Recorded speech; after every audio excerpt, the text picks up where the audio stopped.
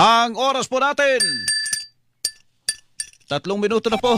Makalipas ang alas 6. Meron po tayo Sumaradyo, nagbamadali. DZWB, Last Report! Ito na.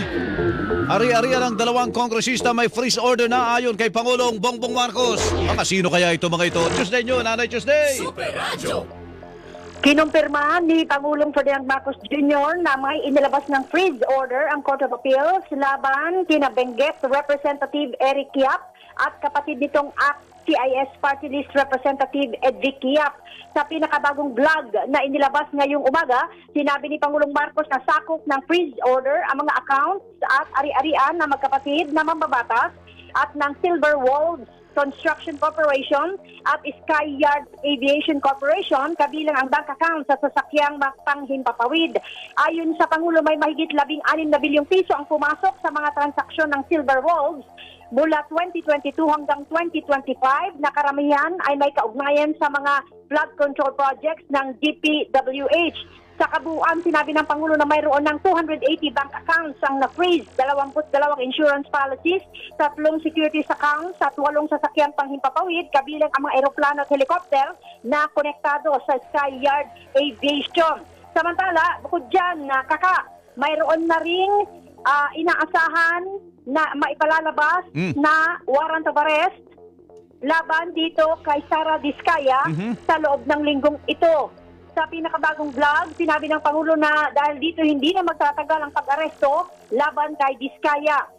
Mayroon din anyang 8 taga-DPWH sa Davao Occidental ang nagpadala ng sulat sa NBI para sa voluntaryong pagsuko ng mga ito.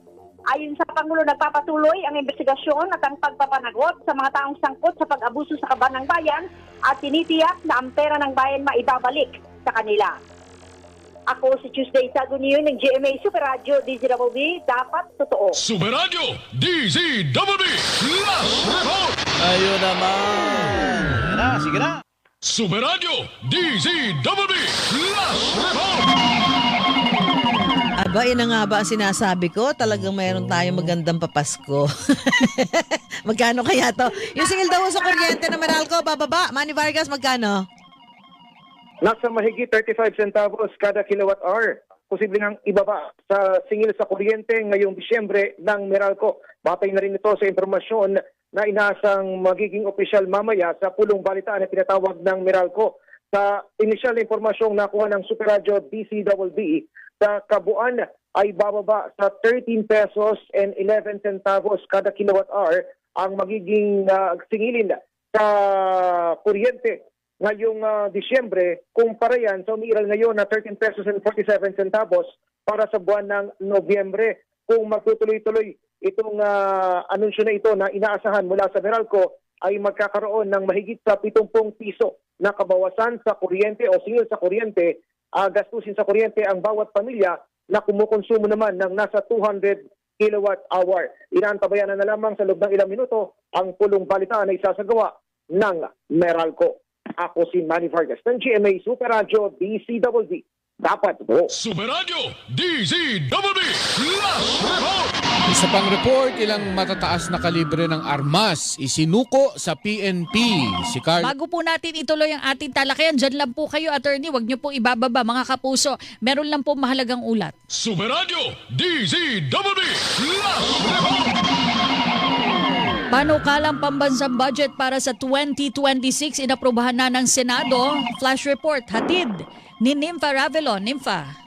Approve na ng Senado sa ikatlo at pinal na pagbasa ang panukalang pambansang budget na 6.793 trillion pesos. Yan ay sa boto ng 17 senador. Walang tumutol at walang nag-abstain dito sa mga senador na present sa plenary session. Itong panukalang pambansang budget unang inaprubahan ng Senado sa second reading nung Webes ng nakaraang linggo at batay doon sa tadhana ng konstitusyon, kinakailangan ng 3 araw na pagitan sa pagitan ng second at third reading. Kaya yung approval ngayon sa third reading ay tumutugon sa nasabing requirement. Itong pag-approve nila ngayon sa third and final reading, nang bukod doon sa araw ng approval ng second reading ay sa pambihirang pagkakataon dahil sa mga nakalipas, sinertipikahan ng Pangulo bilang urgent measure ang panukalang pambansang budget kaya naaprubahan sa loob ng isang session day ng second at third reading. Pero sa pagkakataong ito, nag-ingat, binigyan ng pagkakataon ang mga senador na pag-aralang mabuti ang panukalang pambansang budget dahil doon sa mga naging kontrobersya sa mga flood control projects na ang pinag-ugatan ng pagpopondo ng mga proyekto na natuklasan kinalaunan na substandard o kaya naman ay ghost ay nagugat sa pambansang budget. Ako si Nympha Ravelo ng GMA Super Radio DZBB. Dapat totoo. Maraming salamat, Nympha Ravelo. Super Radio DZBB Last Report. Bago tayo magpatuloy, batiin ko lang yung mga Super Radio DZBB Last Report.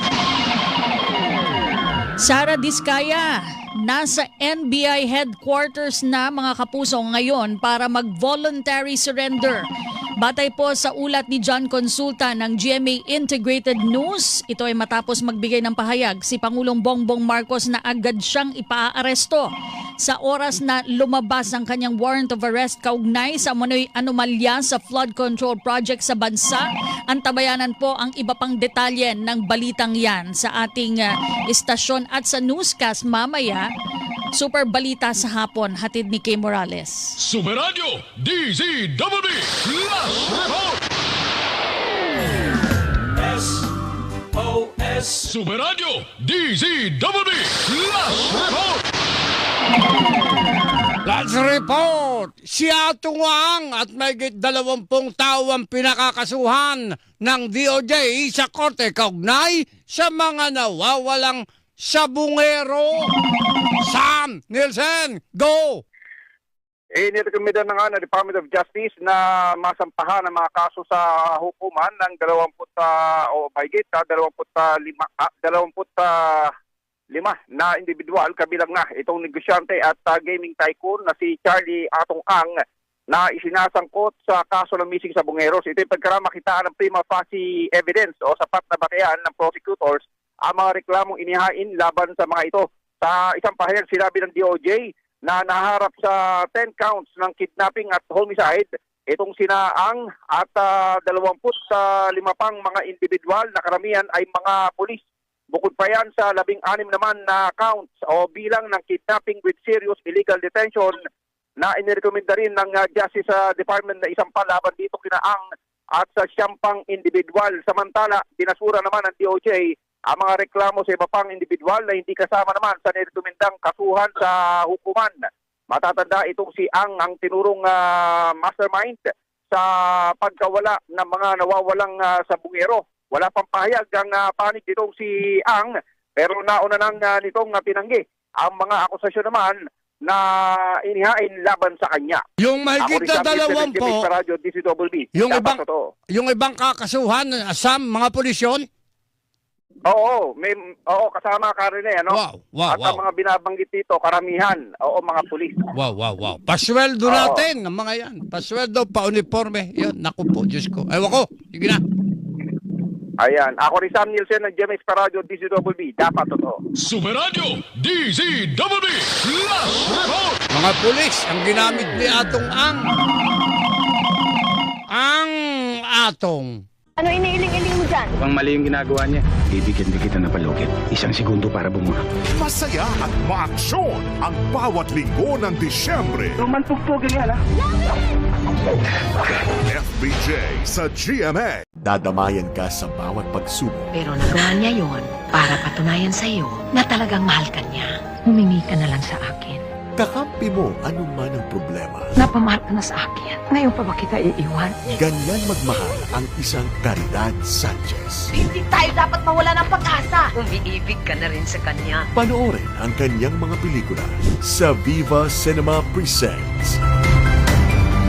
Viva Cinema, masayang balik-balikan. Ano man ang wish mo ngayong Christmas, matutupad yan! Pamasko siya sa atin ni Lord. Kasi with love, joy, hope, sabay tayo ngayong Pasko! Tinuring niyo akong pamilya at wala na akong hihilingin pa. Sabay tayong mangangarap ng unlimited dreams. Gagalingan ko talaga. Makakapagtapos ako. Sabay tayong magbabago.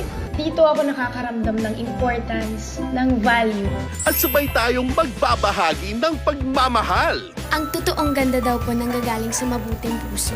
Dahil ang love ay para sa lahat. Ibigay mo sa kapwa mo ang ibinibigay niya sa'yo. Kaya share all the joy inside your heart. Mahal na mahal din kita, Jackie. And don't lose hope dahil lahat ay kakayanin basta't sama-sama tayo. Hindi ko susukuan yung anak ko. Yan ang tunay na magic ng Pasko. Pak na pak. Oo naman. Dito sa Jeepney TV, enjoy ang trip! Siguradong merrier ang buong December. Bonggahan nyo! Bonggahan nyo! Perfect! I like this drama. Star Power. Regine! Wow! Taray! Ang galing! Loaded sa Lodi kada linggo. Super Idol Girl! Wow!